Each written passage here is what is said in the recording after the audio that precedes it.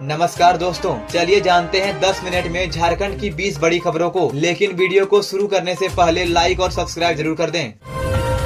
BJP प्रत्याशी के लिए काम करना पड़ा भारी, कांग्रेस ने नेता को पार्टी से निकाला। झारखंड में कांग्रेस पार्टी ने बड़ी कार्रवाई करते हुए मूसाबनी प्रखंड अल्पसंख्यक अध्यक्ष मोहम्मद मुस्तकीम को पार्टी से निकाल दिया है। उन पर आरोप है कि पिछले विधानसभा चुनाव में उन्होंने कांग्रेस गठबंधन के उम्मीदवार रामदास सोरेन की बजाय भाजपा के बाबूलाल सोरेन के लिए काम किया। पूर्वी सिंहभूम जिले के कांग्रेस ग्रामीण कार्यकारी अध्यक्ष अमित राय ने मोहम्मद मुस्तकीम को पार्टी विरोधी गतिविधियों के लिए पद से हटाते हुए निष्कासित कर दिया। पार्टी की तरफ से कहा गया कि मोहम्मद मुस्तकीम के खिलाफ कई नेताओं ने शिकायत की थी। साथ ही उनके बीजेपी प्रत्याशी बाबूलाल सोरेन के साथ फोटो भी सबूत के तौर पर दिए गए थे। जारी पत्र में कहा गया कि आपके कार्य पार्टी के नियमों के खिलाफ है, इसीलिए आपको तत्काल प्रभाव से पद से हटाया जाता है और पार्टी से बाहर किया जाता है। इस कार्रवाई की पुष्टि कांग्रेस प्रवक्ता शमशेर खान ने भी की है।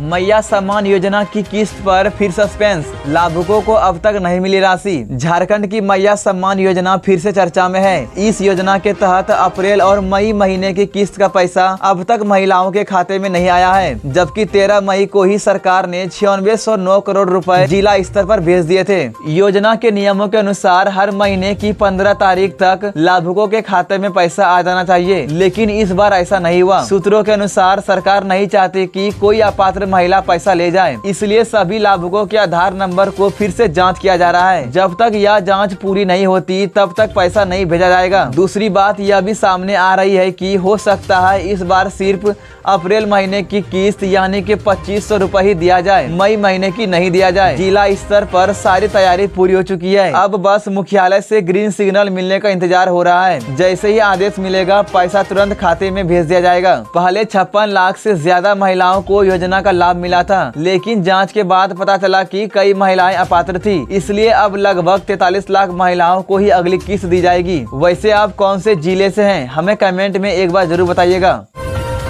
लातेहार में वज्रपात का कहर, 28 पशुओं की मौत, किसानों को भारी नुकसान। लातेहार जिले के मनिका थाना क्षेत्र के बिसुन बांध पंचायत के ब्यांग गांव में बुधवार को तेज वज्रपात हुआ। इस दौरान 28 पशु मर गए और कई अन्य घायल हो गए। मवेशी खेत में चर रहे थे और बारिश शुरू होने पर वे एक पेड़ के नीचे खड़े हो गए। अचानक वज्रपात हुआ जिससे सभी की मौत हो गई। पशु मालिकों में निराशा का माहौल है। जिन किसानों के पशु मरे हैं उनमें दामोदर यादव के 9, मनोज यादव के 3, दिलेश्वर यादव के 2, गंगेश्वर यादव के 3 और अन्य किसान शामिल हैं। चरवाहे ने बताया कि वज्रपात इतना तेज था कि एक झटके में सभी पशुओं की मौत हो गई। लातेहार के अपर समाहर्ता रामा रविदास ने कहा कि इस हादसे में मरने वाले पशुओं के लिए आपदा प्रबंधन विभाग से मुआवजा मिलेगा। इसके लिए किसानों को पशुपालन अधिकारी के पास पोस्टमार्टम रिपोर्ट के साथ आवेदन करना होगा। मुआवजे की राशि पशु के हिसाब से अलग अलग होगी।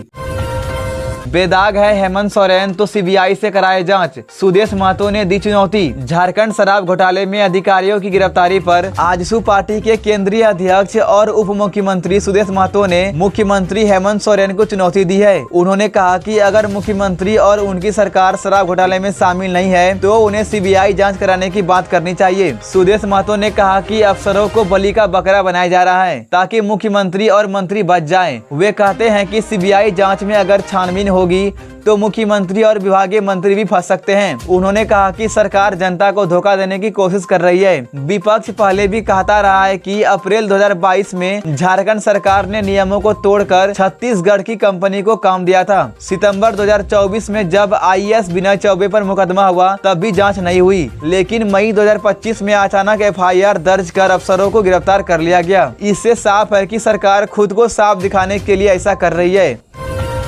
आम तोड़ने से रोकने पर महिला से मारपीट, जिरवा बाड़ी थाना क्षेत्र के मदनशाही बड़ा तौफीर गांव में एक महिला से मारपीट की गई है। पीड़ित महिला कलावती मोसमात ने थाने में शिकायत दर्ज कराई है। कलावती मोसमात बुधवार सुबह अपने आम के बगीचे में घूमने गई थी, तभी उन्होंने देखा कि गाँव का ही एक व्यक्ति आम तोड़ रहा है। जब उन्होंने उसे आम तोड़ने से रोका तो उस व्यक्ति ने ईंट से उन्हें सिर पर हमला कर दिया। महिला के सिर से काफी खून बहने लगा। उन्होंने बताया कि हमला करने के साथ आरोपी ने गाली गलौज भी की। इसके बाद उन्होंने थाना प्रभारी को आवेदन देकर आरोपी पर कानूनी कार्रवाई की मांग की है। झारखंड में दिल्ली से भी बड़ा शराब घोटाला, मुख्यमंत्री से जुड़े हैं तार।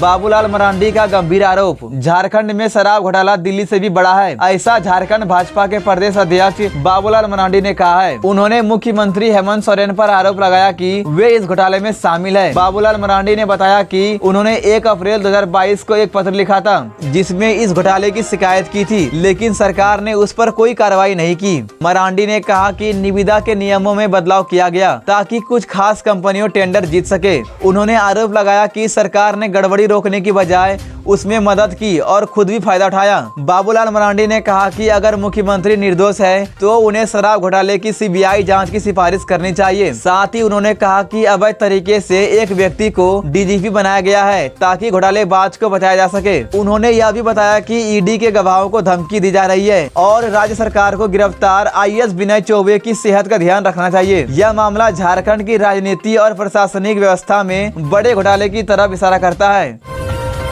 गिरिडीह में ट्रैक्टर की टक्कर से 14 साल के किशोर की मौत, गुस्साए लोगों ने किया सड़क जाम। गिरिडीह जिले के पीरटंड प्रखंड में एक दर्दनाक हादसा हुआ है। चिरकी राजगंज मुख्य सड़क पर बुधवार सुबह एक 14 साल का लड़का बालू लदे ट्रैक्टर की चपेट में आ गया और उसकी मौके पर ही मौत हो गई। मृतक का नाम प्रशांत कुमार था जो पिपराडीह गाँव का रहने वाला था। वह सुबह मॉर्निंग वॉक पर निकला था। इसी दौरान एक तेज रफ्तार ट्रैक्टर ने उसे टक्कर मार दी। हादसे के बाद ड्राइवर मौके से भाग गया। परिजन उसे लेकर धनबाद अस्पताल पहुंचे, लेकिन डॉक्टरों ने उसे मृत घोषित कर दिया। घटना से गुस्साए गांव वालों ने सड़क जाम कर दिया। 3 घंटे तक रोड पूरी तरह से बंद रहा। ग्रामीणों ने कहा कि यहां नाबालिग और नशे में धूत चालक ट्रैक्टर चलाते हैं। अवैध बालू तस्करी खुलेआम हो रही है। पुलिस की लापरवाही से लगातार ऐसे हादसे हो रहे हैं। मौके पर पहुंचे पीरटांड के सीईओ गिरजानंद किस्कू ने ग्रामीणों से बात की। उन्होंने अवैध बालू ट्रैक्टरों पर कार्रवाई और मुआवजा देने का भरोसा दिलाया। इसके बाद सड़क जाम हटाया गया।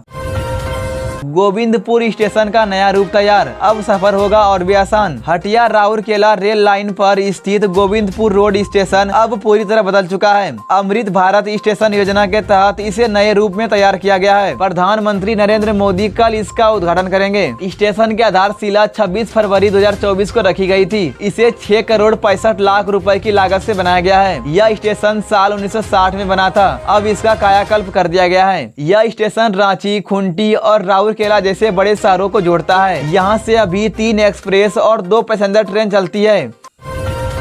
आंगनबाड़ी में खराब खाना खाने से बच्चे बीमार, गांव में मचा हड़कंप। कोडरमा जिले के आंगनबाड़ी केंद्र में बच्चों को खराब खाना देने का मामला सामने आया है। बुधवार को कई बच्चे बीमार हो गए, जिसके बाद ग्रामीणों ने आंगनबाड़ी केंद्र पहुंचकर हंगामा किया। यह घटना आंगनबाड़ी केंद्र संख्या 226 की है। मंगलवार को बच्चों को बासी खिचड़ी और पुराना अंडा खिलाया गया। घर लौटने के बाद बच्चों को पेट दर्द और उल्टी की शिकायत हुई। ग्रामीणों का कहना है कि 2 दिन पुरानी खिचड़ी और करीब 1 महीने पुराना अंडा दिया गया था। परिजनों ने इलाज कराया। फिलहाल सभी बच्चे सुरक्षित और ठीक है। पर भारी वीडियो मनोज कुमार ने मौके पर जाकर जांच की। उन्होंने बताया कि खाना व अंडे दोनों खराब थे। 33 बच्चों के नामांकन के बावजूद उस दिन कोई बच्चा उपस्थित नहीं था। सेविका उपस्थिति पंजी घर पर भूल आने की बात कह रही थी। सेविका मंजू देवी का कहना है कि उन्हें झूठा फंसाया जा रहा है।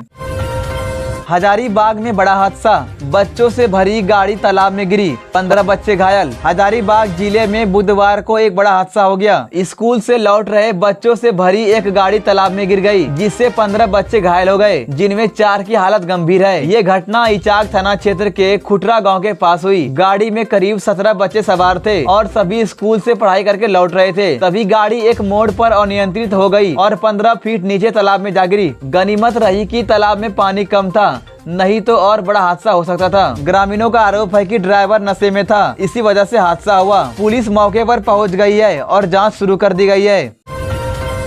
झारखंड के लेटेस्ट न्यूज को सबसे पहले देखने के लिए हमारे चैनल को सब्सक्राइब जरूर करें।